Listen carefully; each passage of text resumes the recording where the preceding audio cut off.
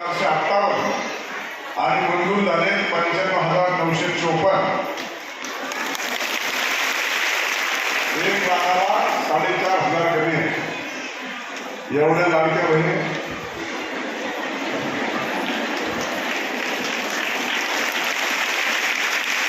मुख्यमंत्री माझी लाडकी बहीण योजना माननीय राज्याचे मुख्यमंत्री आदरणीय एकनाथरावजी शिंदे साहेब, उपमुख्यमंत्री देवेंद्रजी फडणवीस साहेब, दुसरे उपमुख्यमंत्री अजितदादा पवार साहेब आणि महायुती सरकारनं तुमच्यासाठी ही मुख्यमंत्री माझी लाडकी बहीण योजना आणली. बजेटमध्ये तरतूद केलं, तुमच्या खात्यावर पैसे दिले आणि म्हणून त्यांचं एकदा हात वर करून मुख्यमंत्री, दोन्ही उपमुख्यमंत्री आणि सरकारचं अभिनंदन करा की तुम्ही आमच्यासाठी एवढी मोठी योजना आणली, थेट आमच्या खात्यावरती पैसे जमा झाले. एवढी मोठी योजना आणली. आता मी ज्यांच्या खात्यावर पैसे आले त्यांनी हात वर करा. कोणच शिल्लक नाही, पण याच्यात शिल्लक राहिले 21 वर्षापेक्षा लहान आणि 65 वर्षापेक्षा मोठ्या. यांची अडचण झाली, त्यांना देखील वयश्री योजना आणली. त्यांना देखील एकदम 3,000 रुपये वयश्री योजनेच्या माध्यमातून द्यायची. आमच्या युती अध्यक्षांनी मागणी केली, तुम्हाला जर 18 वर्षानंतर मतदान चालतं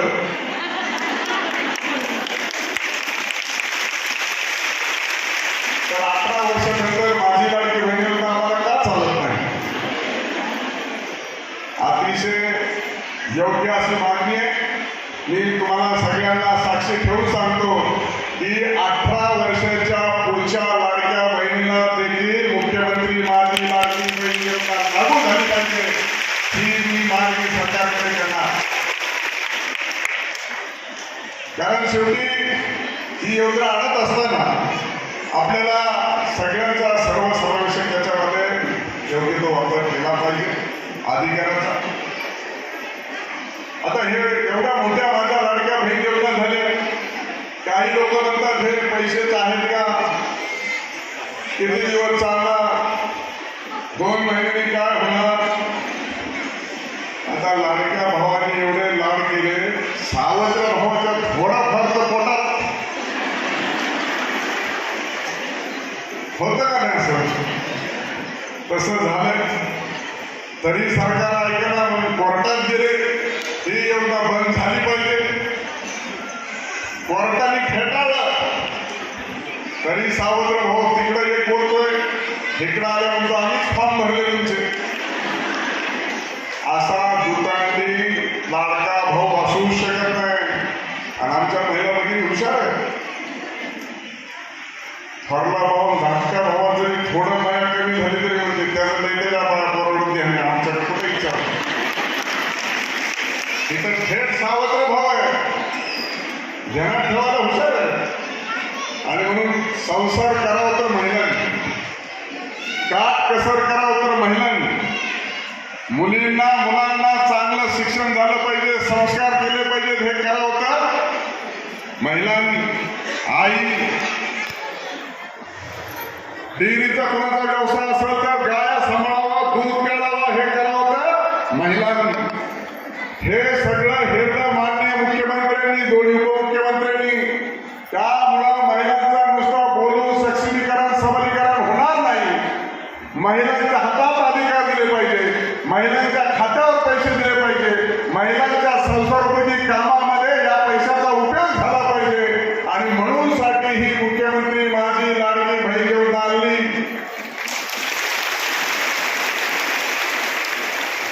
आशीर्वाद बहिणींचे मिळाले कुठे तेवढ्याच मोठ्या प्रमाणामध्ये बहिणी आल्या. मी सगळ्या कार्यकर्त्या तुम्हाला वाटलं नाव बघा घेतली सगळ्या पुरुषांची एवढे, पण मी रात्री आलो त्या केटर्सवाल्याला सांगितलं बाबा आपलं जेवण काय. ते म्हणले लापशी, भात आणि सांबार. चांगलं जेवण. कोणी कोणी जेवलं, कोण कोण जेवायचं राहिले. भावाच्या घरी राखी बांधायला जेवण चांगलं पाहिजे का कमी जास्त व्हायला पाहिजे? जेवण झालं की नाही? ज्यांचं जेवण राहिले त्यांनी सुद्धा कार्यक्रम झाल्यावर जेवायचे.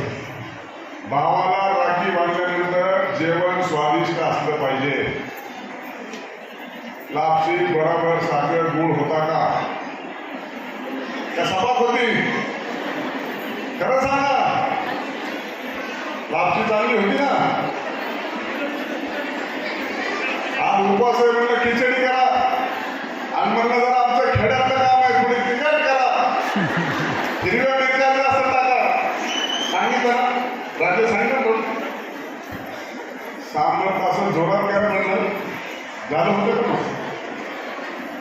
म्हणलं पाहिजे एकदा तर चान्स मिळाला आम्हाला तुमची सेवा करायला, नाहीतर रोज तुम्हीच आम्हाला जीव घालता, तुम्हीच बघता मीठ कमी झालंय का, चटणी कमी झालंय का, बरोबर शिजलंय का. पण आज म्हणलं सगळ्या भावांना सांगितलं आमच्या लाडक्या बहिणी चांगल्या जेवणासाठी. पण काही लाडके भाऊ सकाळी नेतात आणि संध्याकाळी सोडतात भाजी इकलेली, पुऱ्या खराब झालेल्या, असा बोबाटा झाला. पण म्हणलं बहिणी राखी बांधायला आल्या त्यांची व्यवस्था व्यवस्थित झाली पाहिजे, त्याची पूर्णपणे काळजी घेतली आणि म्हणून साठी जेवण सुद्धा चांगलं ठेवायला सांगितलं. लाडक्या बहिणी म्हणायचं, लाडक्या बहिणीला लाडक्या बहिणीसारखी वागणूक द्यायची नाही, हे 100% चुकीचं. भाऊ जरा मी तुमचा लाडका भाऊ पण अडचणीत आहे, पण मनाने मोठा आहे.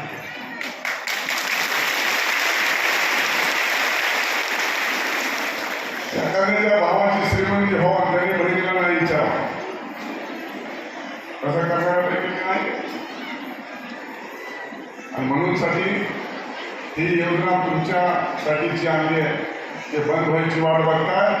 आपले मुख्यमंत्री एकनाथ शिंदे साहेब सांगतात आता 1,500 आहे, निवडून आल्यावर 3,000 करू. आता दिवसाला 50 रुपये मिळतात, नंतर दिवसाला 100 रुपये देऊ. आता वर्षाला 18,000 रुपये मिळतात, नंतर वर्षाला 36,000 रुपये देऊ.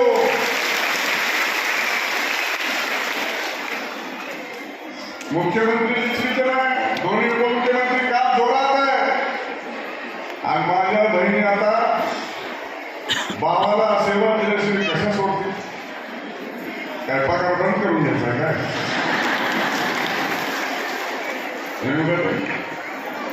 पगार बंद करून घ्यायचा का? कोण बसले हात पायावर दगड मारायला? बसतंय कोणी असलं तर हात वर करायचे, पगार आपला 2 महिने बंद करायचा, असं आहे का कोणी? कोणीच नाही. पगार मिळाला पाहिजे, पगार मिळाला पाहिजे तर आशीर्वाद मी दिला पाहिजे. डोक्यावर हात ठेवून पाठीवर हात ठेवून आला मला घेऊन बाबा तुझं कल्याण होऊ दे.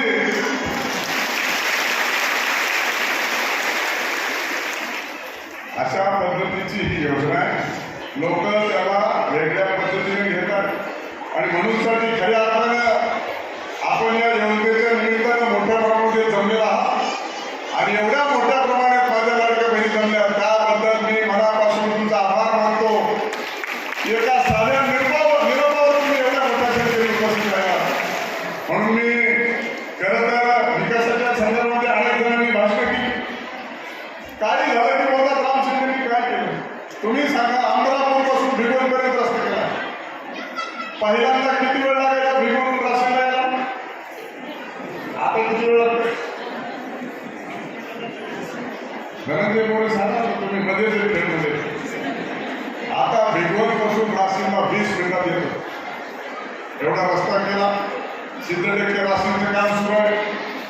त्यानंतर पाणी पुरवठा योजना मी सदाभाऊ खोत आनंदचं भूमिपूजन केलं होतं, अजून पूर्ण झालं नाही. आई जगदंबेच्या कृपेने आपण या गावामध्ये राहतो, त्यांच्या सर्वांच्या वरती आशीर्वाद आहे. त्यामुळे पर्यटन स्थळांच्या माध्यमातून विकास करण्यासाठी भरीवारी मोठा निधी दिला. अजून तीच कामं चालू आहे. मी आमदार नव्हतो तर कुकडीचं पाणी पण नव्हतं.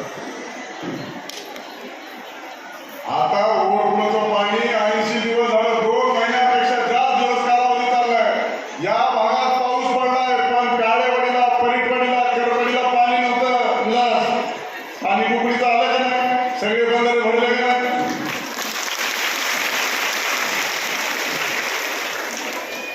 त्यामुळं 400 टीव्ही एवढं सिद्धटेकला बांधलं. लोक म्हणले राम शिंदेला चुकीचं काम करता येत नाही म्हणून राम शिंदे पडला. पण MIDC करायची ठरवलं आणि तुमच्या सर्वांच्या माझ्या लाडक्या बहिणीच्या आशीर्वादानं मी 4 दिवसापूर्वी कर्जसाठी MIDC मंजूर करून आणली. मनात पाप नाही कुठलाही पुण्यातला बाहेरचा नीरव मोदी सारखा कोणतं छाजन बड्डण कोणाच्या जमीन नाही. शेतकऱ्याच्या जमिनीवरती MIDC आणली. सगळे गावं डांबरीकरणाने जोडले. हे काम करत असताना खऱ्या अर्थानं तुमचा सर्वांचा आशीर्वाद मला लाभला आणि म्हणून हे काम करू शकलो. आणि मग ते आता तुम्ही काय बोलतात पुढे ह्याच्याकडे माझं लक्ष आहे. आता तुम्हाला सरपंच सारखं कामात सांगत होत्या महिला 11 वाजता आल्या. त्यामुळे मी जास्त वेळ भाषण करणार नाही. पण मी काही घोषणा देईल त्याच्यामुळे तुम्ही काय घोषणा देईल ते तुम्ही ऐकणार आहे आणि किती आवाजात बोलणार आहे ते पण बघणार आहे. तुम्ही माझी लाडकी बहीण, मी तुमचा. तुम्ही माझी लाडकी बहीण, मी तुमचा मुख्यमंत्री. माझी लाडकी बहीण, तुम्ही मुख्यमंत्र्यांचे. सरकार म्हणते तुम्ही माझी लाडकी बहीण आणि तुमचं लाडकं सरकार कोणतं? माझ्या महायुतीचं सरकार. हुशार आहे, कोणी चुकलं नाही. त्यामुळं खऱ्या अर्थानं हे काम करत असताना आपण पाहिलं असेल की लाडक्या बहिणीच्या संदर्भात निर्णय केलेच. पण आमच्या मायमाऊलीला देवळं सेवा द्यायचं असेल तर एसटी फुकट आहे. आमच्या भाचीबाईला जर शिकायचं असेल तर तिला आता फ्री केलं सगळं शिक्षण. तिची फी सवलत माफ आहे. त्याचबरोबर शेतकऱ्याला सुद्धा आपण म्हणायचो वीज बिल माफ झालं पाहिजे. शेतकऱ्याचं वीज बिल माफ केलं. वीज बिल माफ केलं तर केलं. आमची जुनी जी काय आहे काय बोलतात त्याला थकबाकीचं काय डायरेक्ट मुख्यमंत्र्यांनी ऊर्जा मंत्र्यांनी सांगितलं मागतोय कोण का मागितलंय कुणाला? मागच्या 3 वर्षात मागायचे 3000 तरी भर तर डीपी जोडणार. आता महायुतीच्या सरकारमध्ये डीपी जळले ते येऊन बसवतात आणि नुसती बसवतात नाही, बिलं माफ करून टाकली सगळी. सरकार आपलं, सरकारचे आपण लाडके आहोत आणि आपलं सरकार देखील सरकार लाडते की नाही? तुमचे काम सगळे केलं सरकार लाडते की नाही? अशी सगळी परिस्थिती आहे. आणि म्हणूनसाठी सगळ्या गोष्टी करत असताना या सगळ्या गोष्टींचा विचार करून मी सांगितलं की माझ्या लाडक्या बहिणींची सगळी काळजी घ्यायची आवश्यकता आहे. नोंदणी असेल, बसायची व्यवस्था असेल, आवाज जरा घुमत होता किंवा येत नव्हता आणि किलबिल चालू होती म्हणून पंख्यामध्ये केलं, तशी पंख्याची आवश्यकता नाही. आणि म्हणूनसाठी खऱ्या अर्थानं आपण एवढ्या मोठ्या संख्येने आला. त्यामुळे तुमची काळजी घेणं आवश्यक होतं. आणि काळजी घेत असताना आता माझ्या बहिणींनी माझ्यासाठी राख्या आणल्या.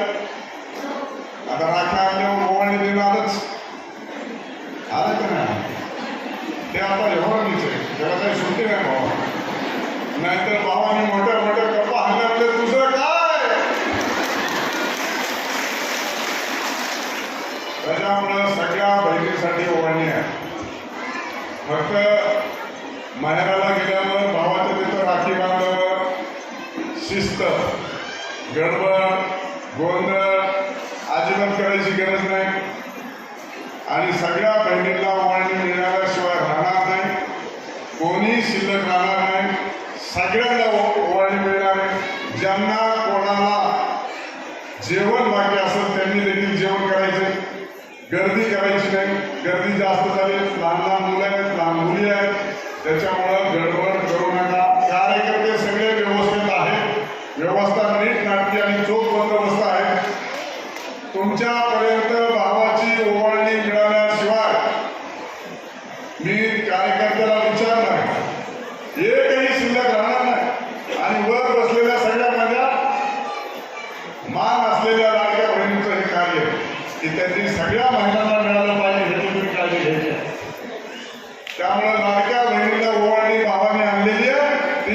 त्यांच्या घरापर्यंत तुम्ही घेऊन जा. गडबड गोंधळ करू नका. शिस्तीत आणि नियमात सगळ्यांनी घेऊन जा. सगळ्यांनी जेवण केल्याशिवाय जायचं नाही. हे माझं लाडक्या भावाचं आग्रहाचं निमंत्रण आहे. उपाशी गेले तर दाजीमध्ये लय कौतुकाने गेली. इथं परत भाकरी थांबायला लागेल. जेवली नाहीत का? असं मला बोलणं खायची वेळ नाही.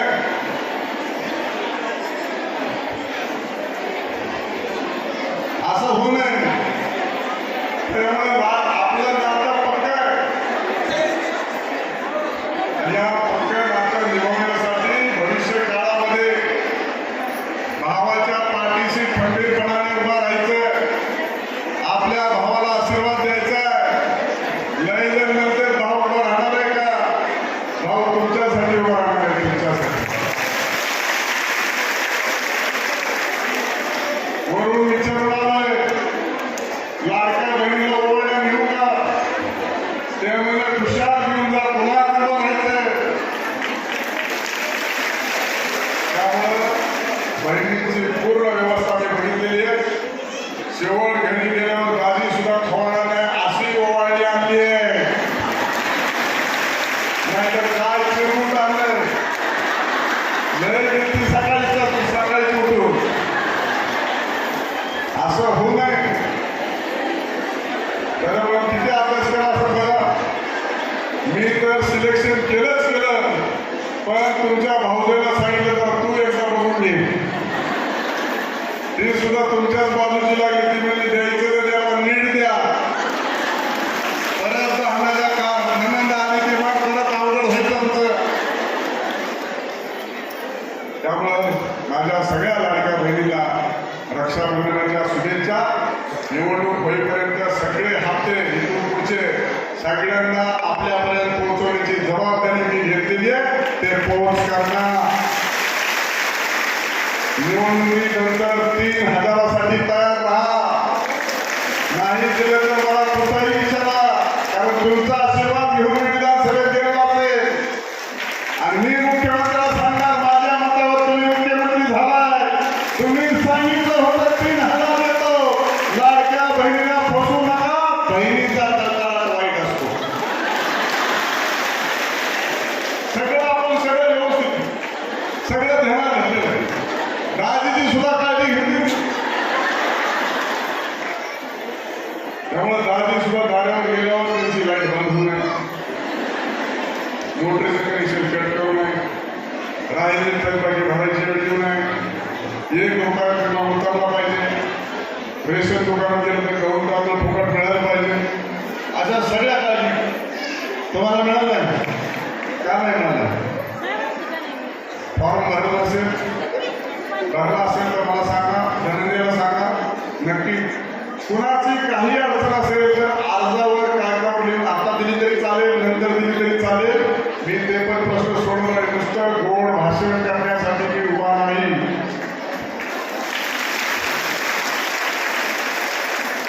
आपला माणूस आहे. शब्दाचा पक्का माणूस आहे. आपला भूमिपुत्र आहे.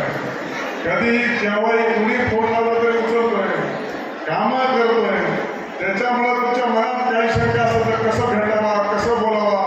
माझे सगळे कार्यकर्ते उपस्थित आहेत. त्यांच्या हातात जरी चिठ्ठी दिली तर ते सगळे मला देतात. आणि ते चिठ्ठी दिल्यानंतर त्याचं काम मार्गी लावायची जबाबदारी माझी आहे. त्यामुळे मनात कसली शंका बाळगू नका. तुमच्यासाठी मी सदैव खंबीरपणाने तुमच्या पाठीशी उभा राहून तुम्हाला संरक्षण देण्याची जबाबदारी मी या निमित्ताने घेतो. आई जगदंबेच्या कृपेने,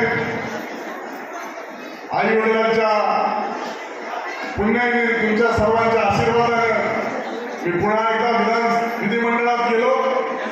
आणि विधिमंडळात गेल्याच्या नंतर माझ्यासारखा सर्वसामान्य कुटुंबातला माणूस जन्म घेतल्याच्या नंतर जेव्हा केव्हा महाराष्ट्रामध्ये कोणत्याही पदाची चर्चा होते त्यावेळेस तुम्ही सुद्धा सगळ्यांनी टीव्हीवर बघितलं असेल की मंत्री व्हायचं म्हटलं तरी राम शिंदेचं नाव आहे.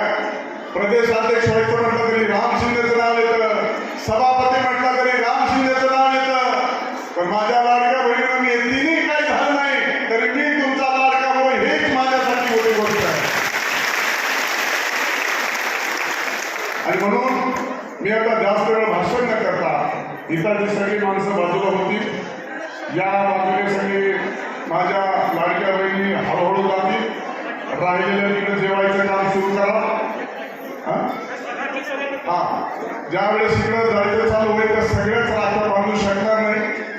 ज्या राख्या बांधण्यात येतील तिथं या, जेवढ्याला शक्य तेवढं मी इथं उभा राहतो, राखी बांधा आणि त्याच वेळेस ओवाळणीने इकडे द्यायची सुरुवात होईल. राहिलेल्या जेवण देखील त्याच वेळेस तिकडे चालू करा. एवढंच या निमित्ताने सांगतो. पुन्हा एकदा आपण एवढ्या मोठ्या संख्येने उपस्थित राहिला, आमच्या हाकेला आव दिली, त्याबद्दल मी आपल्या सर्वांचं मनापासून आभार व्यक्त करतो, ऋण व्यक्त करतो आणि माझं बोलणं थांबवतो. जय हिंद, जय महाराष्ट्र.